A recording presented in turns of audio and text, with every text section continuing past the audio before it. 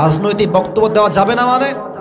কোরআনটা রাজনীতিতে ভরা, ইসলাম রাজনীতি, রসুল করেছে রাজনীতি, রাজনীতির দ্বারা দেশের চিত্র বদলানো সম্ভব যুবক ভাইরা। দেশ কারো বাপের না, এখন দেশটা মুসলমানদের দেশ। এইসব বাটপারি আর কইরেন না, জনগণের মায়ের খাইলে বাঁচতে পারবেন না কিন্তু আপনারা। এটাকে আপনি আওয়ামী লীগের শাসনামল পাইছেন নাকি? মিরা পিঠায় হাড্ডি ভেঙে ফেলবে যুবক ভাইরা। মানে শুধু মাটির নিচের ওয়াজ হবে আর রাতের ওই আধারে ওয়াজ হবে নাকি? না না, ওইসব কথা বাদ। আমার কথা একটা, সাইদি সাহেব বলতেন বিড়ালের মতো 500 বছর বেঁচে থাকার কোনো দাম নাই, সিংহের মতো 1 ঘন্টা গর্জন দিয়ে আমরা বাঁচতে চাই।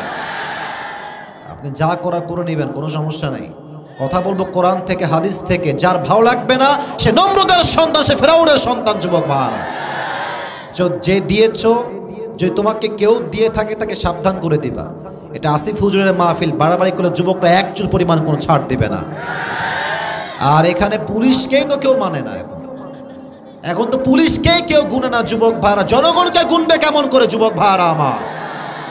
আমার যেটা মনে চায়, যেমন ভাবে মনে চায়, কোরআন থেকে হাদিস থেকে বললে আপনি শুনতে বাধ্য থাকবেন যুবক ভাইরা। আল্লাহ তাআলা হেদায়েত দান করুন। সকলে আমরা দিল থেকে পড়ছি আমিন।